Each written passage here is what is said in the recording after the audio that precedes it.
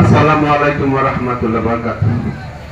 আমি তো এই অনর্বশী বক্তা না, এত সুললিত ভাষায় ওয়াজ করবার জন্য দাঁড়াই নাই, একটু বিরক্ত করার জন্য দাঁড়াইছি। তো আজকে এখানে মানে আমার সৌভাগ্য যে আপনাদের সাথে এভাবে কথা বলতে পারছি। আমি খুবই অসুস্থ, আমার হাঁটু দুইটাই অচল, বেশিক্ষণ দাঁড়াইয়া থাকতেও পারি না, বসে থাকতেও পারি না, শুয়ে থাকতেও পারি না। আল্লাহ হয়তো আমার ইমানের পরীক্ষা নিচ্ছেন, তো তার উপর কথা নাই, কত পরীক্ষা নিতে পারেন। আপনাদের কাছে একটু দোয়া চাই, পরীক্ষাটা একটু সহজ করে দেন। আপনাদেরকে আগে বলছি যে আমি খুব সাধারণ মানুষ, এত সুন্দর যে কণ্ঠ একজন হুজুর ওয়াজ করে গেলেন। হ্যাঁ, আমরাও আগে যেসব ওয়াজ শুনতাম, আমরা মনে হয় কান্না করার জন্য ওয়াজে আসতাম, কারণ হুজুররা যখন রাত গভীর হতো এমন সুললিত ভাষা, এমন সুন্দর কণ্ঠে, এমন মধুর ওয়াজ করতেন যে আমরা কাঁদতে কাঁদতে জারে জার হয়ে যেতাম। এখনো এই যেসব হুজুররা যখন বলেন, আমার মনে হয় যে তারা সেই সব ওয়াজ জানেন। আমরা তাদের কাছে সেই ওয়াজগুলো শুনতে চাই, যে ওয়াজ শুনে আমার মনের মধ্যে একটা ধিক্কার আসবে, মনের ভেতর একটা আঘাত আসবে। এই যে আমরা বলি, আমরা খালি হিসাব করি না, কত টাকা রোজগার করলাম, আজকে কত টাকা আমার লাভ হলো, কত টাকা ব্যয় হলো, কিন্তু সকাল থেকে সন্ধ্যা পর্যন্ত কয়টা মিথ্যা কথা বলছি, এটা কি কেউ ভাবি? কেউ ভাবি। কাকে মনে আঘাত দিয়েছে এটা কি ভাবি না। আমরা ওই লাভ নিয়ে থাকি, এই লাভ নিয়ে থাকি বলেই বোধ হয় আল্লাহ আমার দিকে ওই লাভের হিসাবে ভাগাই দিয়েছেন। ওই আসলে আল্লাহর যে নৈকট্য লাভ, এটা বোধ হয় আমরা পারি না। আমি আপনাদেরকে অনুরোধ করবো খুব সামান্য মানুষ হিসাবে, যে আমরা একটা রাত অন্তত পক্ষে শুধু একটা হিসাবে বসি, যে আমি ছেলেবেলা থেকে বুদ্ধি হওয়ার পর থেকে আজ পর্যন্ত কি কি অপরাধ করেছি, কি কি মনে আছে আমার, কার মনে আঘাত দিয়েছি, কার হক নষ্ট করেছি, কার টাকা মেরে খেয়েছি, কিংবা তাকে আঘাত করেছি। এই হিসাবটা একটা খাতা নিয়ে বসেন। যে অপরাধের কথা আপনার মনে নাই, আল্লাহ সেটা মাফ করে দিয়েছেন, এই জন্যই মনে নাই। কিন্তু কিছু কিছু অপরাধ আছে, কিছু কিছু অন্যায় আপনি করেছেন, আমি করেছি, যেগুলো জীবনেও ভুলি না, কারণ আল্লাহ সেগুলো এখনো মাফ করেন নাই। তো আমি এই জন্য বললাম যে আমরা একটা রাত শুধু কলম আর খাতা নিয়ে বসি, আমি অমুকের সঙ্গে ঝগড়া করেছিলাম, অন্যায় ভাবে তাকে থাপ্পড় দিয়েছিলাম, একটা গরিব মানুষ কায়দায় পেয়ে তাকে আমি কষ্ট দিয়েছি, লাঞ্ছনা করেছি, কিংবা দোকান থেকে বাকি নিয়ে সে টাকাটা আমি শোধ করি নাই, কিংবা কারো হক নষ্ট করেছি, কারো পরের ঘরে হানা দিয়েছি। আপনি ব্যক্তিগতভাবে আপনি জানেন, আর উপরওয়ালা জানেন, আর কেউ জানে না। তো তাদের এই হিসাব আপনি করেন, দুনিয়া থেকে যদি হিসাবটা করে নিতে পারেন একটু সুবিধা হবে। আপনি শুধু পাপী সাজেন, হিসাব করে অপরাধী সাজেন, মুক্তির পাপের মুক্তির জন্য একটু বসে আছেন, কিন্তু আপনি যদি হিসাবটা না করেন তাহলে মুক্তি কোথায় আসবে? আর এই যে ধন সম্পত্তি আমরা এত মালিক হই চাই, হুজুরদের মুখের শোনা গল্প। খলিফা হারুনুর রশিদ বাগদাদের খলিফা ছিলেন। বাগদাদ তো ছিলেন ইরাকের রাজধানী বাগদাদ। সাদ্দাম হুসেনের নাম শুনছিলেন? আমেরিকা যুক্তরাষ্ট্র যাদেরকে আক্রমণ করে সাদ্দামকে ফাঁসিতে ঝুলাইছিলেন, সেই বাগদাদের খলিফা ছিলেন হারুনুর রশিদ। তিনি খুব দানবীর ছিলেন, খুব দাতা ছিলেন, এবং সুবিচারক ছিলেন, ন্যায় বিচারক ছিলেন। অনেকে হয়তো ঘটনাটা জানেন, কারণ ইতিহাস, এটা কোনো বানানো গল্প না। অনেকে যারা শুনেছেন তারপরেও আজকে আমি মনে করাই দিই শুধু একবার, যে খলিফা হারুনুর রশিদ যখন দরবার থেকে বাইরে বেরোতেন, তখন তার সদর দরজার সামনেই দেখতেন যে দুইটা ফকির বসে আছে। তো তিনি করতেন কি, সব ফকিরের সাথে তো রাজা বাসার দেখা হয় না, যাকে পান তাকে কিছু দিয়া দেন। যে রাজ দর্শন যদি কোনো ফকিরের ভাগ্যে জোটে, মানে আপনি যদি কোনো সমস্যা নিয়ে প্রধানমন্ত্রীর কাছে বা মন্ত্রীর কাছে যেতে পারেন, তাহলে কিন্তু আপনার দেখবেন কাজ অনেকটা হয়ে গেছে। আমরা তো অনেকে যেতেই পারি না, রাস্তা থেকে আমরা ফেরত আসি। তো যা হোক, খলিফা হারুনুর রশিদ ওই প্রতিদিন ওই দুইটা ফকিরকে দুইটা করে দিরহাম দিতেন। একটা দিরহামের বর্তমান দাম 1500 টাকা। মানে সেই 2টা দিরহাম দিলে হয় 3000 টাকা। তো একে 3000 টাকা, তাকে 3000 টাকা দিতেন। তো যাক প্রতিদিন দিচ্ছেন। আর বেশি ফকিরের সাথে দেখা হয় না। উনি বেরোই তো তখনকার যে যানবাহন, এখন যেমন গাড়ি, তখন তো গাড়ি ছিল না, হয়তো উট বা ঘোড়া এরকম করে উনি বেড়াতেন।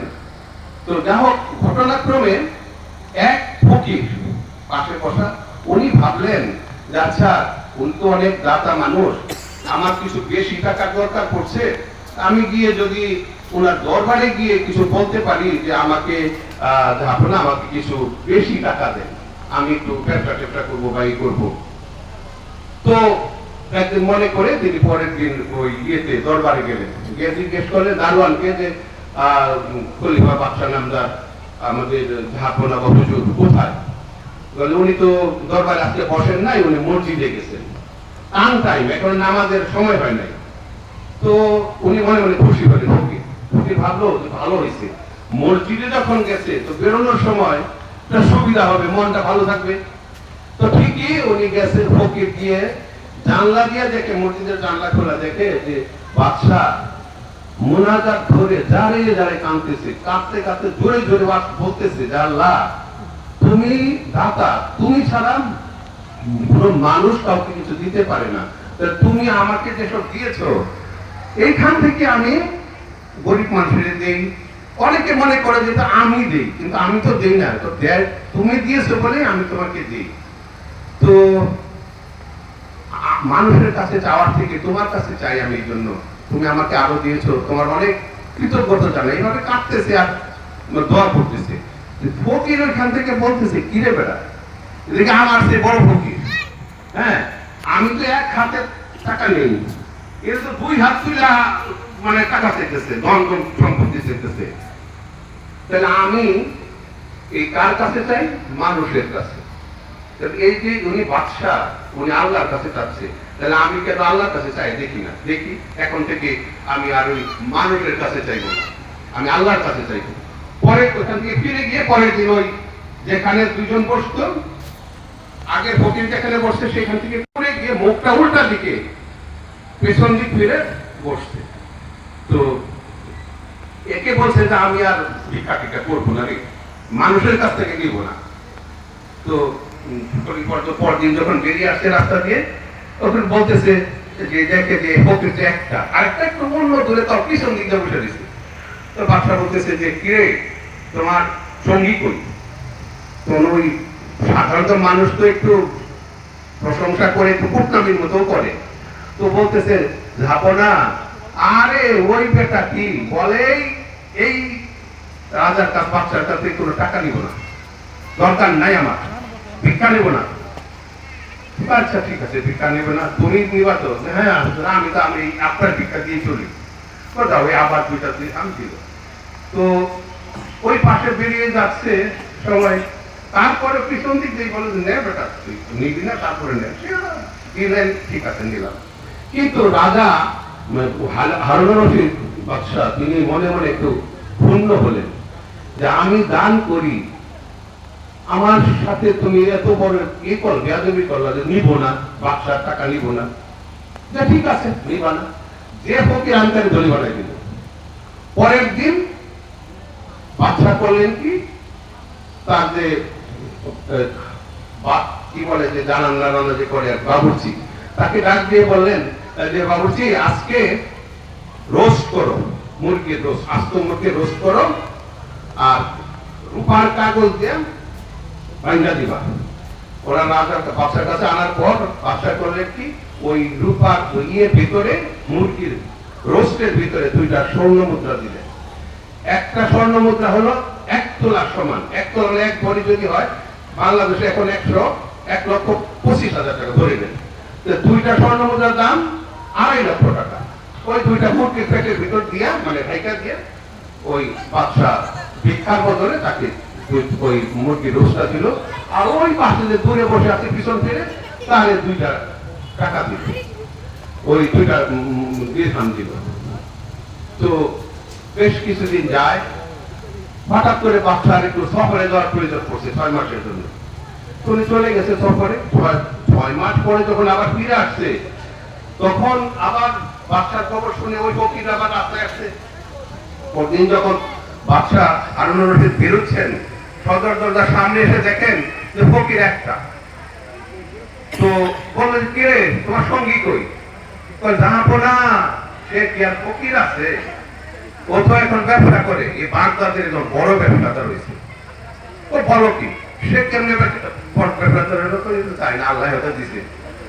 মনে মনে বাচ্চা একটু বেজার হইল, বললো যে আমি তোরে ধনী বানানোর জন্য চেষ্টা করলাম, আর তুই ফকির বেটা এখন ওই 2 টাকা নিচ্ছ, আর ওই বেটা যে আমার কাছে টাকা নিত না সে বলে বড় ব্যবসা করে। তো যা হোক, তো এই ও ব্যবসা করতে পারে, তুমি পারলা না কেন? হুজুর, আপনি আমারে দেন 2 টাকা, মানে পরে দেন 2 টাকা, 2টা দিরহাম, আমারে একটা রান্না করা মুরগি দেন। বলেন মুরগিটা কি, ওই একটা মুরগির দাম কত? তাও বড়া 500 টাকা বড় জোর, আর ওরা দেন 3000 টাকা। তা আমি বড় লোক হবো কেমনে? কত মুরগি খাইছস তো তুই? না, মুরগি আমার পেটে সয়। আমি ওই বেটারে বলছি, ওই ফকিরে ডাক দিয়ে আছে, শুন, ওই তুমি আবার বাজারে যাবে করবা, তোমার তো একজন মানুষ, এই একটা বুঝলে তোমার পেট ভরবে, তোমার 2 টাকা আমার দিয়ে দাও, আমি তোমার মুরগিটা দিয়ে দিই। তো এরকম প্রতিদিন বাচ্চাদের মুরগিটা দিত 2 টাকা করে, মানে সোনার মুদ্রা দিত, স্বর্ণ মুদ্রা, এই মানে 2.5 লাখ টাকা করে। এইটা ওই যে ফকির বলছিল যে আমি মানুষের কাছে চাইবো না, আল্লাহর কাছে চাইবো, তার পকেটে যাচ্ছে। এরকম যেতে যেতে ধরেন 6-7 মাস বা বছর খানেক, উনি তো প্রতিবার মুরগি নিয়েছে, নিতে কি অবস্থা হয়েছে, এখন বাগদাদের সেরা ব্যবসায়ী, তার জাহাজ টাহাজও আছে। তো তখন রাজা বললেন, বাদশাহ খলিফা এটা শুনে বললেন, এই বেটা তুই মুরগির ভিতরে কোনদিন দেখছিস কি দিছি তোকে? তুই না, যাবো না, আমি মুরগি আমার খাওয়া পেটের উপর, ওগুলো আমি খাই না, ওগুলো দিয়ে দিছি। ওই যে শোন, আসলে আমি তোরে বড় লোক বানাইতে চাইছিলাম, কারণ তুই আমার কাছে হাত পাচ্ছস, আর ওই ব্যক্তি, ওই ফকির দেখ কি করছে, আমার কাছে ওই ব্যক্তি একটা শিক্ষা দিয়ে গেছে। আমি খলিফা হারুনুর রশিদ, আমি এটা মূর্খ ছিলাম, আমার ধারণা ছিল আমি দিলেই তুই বড়লোক হয়ে যাবি, তাই দিয়েছিলাম। কিন্তু আশ্চর্য, আমি তো পরে বড়লোক বানাইতে চাইছি, আর সেই টাকা দিয়া ওই যে বেটা বলছে যে আমি আল্লাহর কাছ থেকে নিব, সে বড়লোক হয়ে গেছে। কাজেই আল্লাহ যাকে বড় করে তাকে বড়। আমি এই যে আপনার যে আজকের আসরের যিনি আয়োজন করেছেন, ইন্তজাম করেছেন, হাতেন আমার ভাই না, ছেলেবেলায় দেখেছি কি কষ্ট করছে।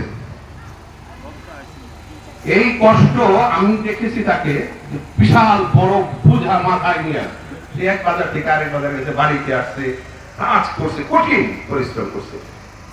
আর কত বড় লোকের ছেলে ঘোড়া, রিক্সা, কত মোটর সাইকেল তৈরি করছে, তাদের দেখেন অস্তিত্ব নাই।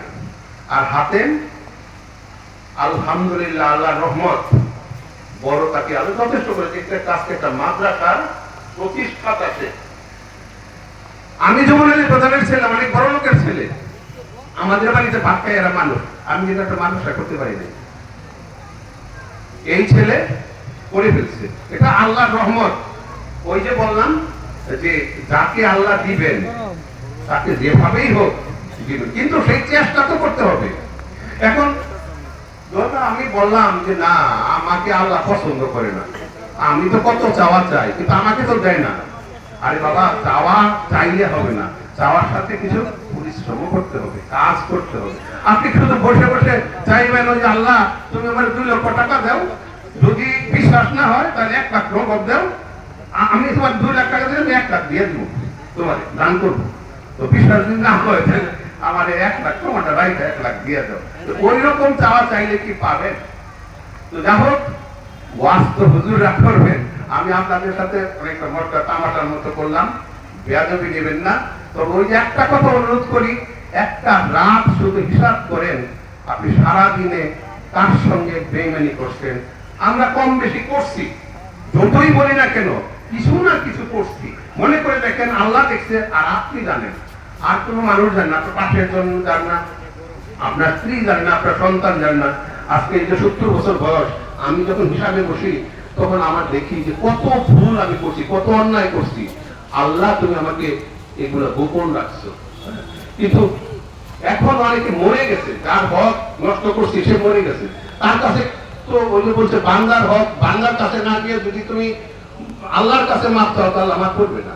ওই বান্দা মাফ করলে, যার হক নষ্ট করছো সে তোমাকে মাফ করলে তুমি মাফ, আল্লাহ মাফ করবে। তো বান্দা তো মারা গেছে, সে নাই, কিংবা অনেক দূরে চলে গেছে, আমি কি করবো? হুজুরদের কাছে ফয়সালা আছে। আমি কতটুকু জানি যে তার নামে, আপনি তো তার পাচ্ছেন না, তার নামে এই যে মসজিদ আছে, মাদ্রাসা আছে, যদি আপনি দান করেন, বলেন আল্লাহ সেই লোককে তো আমি পাচ্ছি না, তুমি যেমন মাফ না করো, সে আমাকে মাফ করবে কোথায়? আমি তো ভুল করছি, যখন ভুল করছি তখন ভর্তি হয় নাই, এখন ভর্তি হয়েছে, কিন্তু আল্লাহ তুমি তো তাকে নিয়ে গেছো, এখন কি করব? তখন ওই যে আল্লাহ আমাদের হুজুর আপনি দান দিয়েছেন, আমাদের রাসূলুল্লাহ সাল্লাল্লাহু আলাইহি ওয়াসাল্লাম হাদিস কোরআনে বলছেন যে ঠিক আছে, তুমি তার নামে 2টা নারকেল গাছ উড়িয়ে দাও, 2টা ফলের গাছ রয়ে যাবো, সাথে ফল মানুষে খাবে, পশু পাখি খাবে, ওর যে সবটা হবে আল্লাহ তোমাকেও দিবে, তাকেও দিবে। আর এই যে মাদ্রাসা মসজিদে আপনি যদি দান করে টাকা দেন, এটা তো আখিরাত পর্যন্ত, যতদিন এই মসজিদ থাকবে, যতদিন মাদ্রাসা থাকবে, এতিমখানা থাকবে, ততদিন পর্যন্ত আপনার এই দান আপনিও পাবেন, আপনি মরে গেলেও পাবেন। আর আপনি যার ক্ষতি করছেন তার জন্য যে উদ্দেশ্য করে এই টাকাটা দিয়ে যান, যে আল্লাহ আমি তো ওর হক নষ্ট করছিলাম, আল্লাহ তুমি তাকে এই মাদ্রাসা থেকে, এই মসজিদ থেকে যে আমি যে দান করছি তার সব তাকে দিও।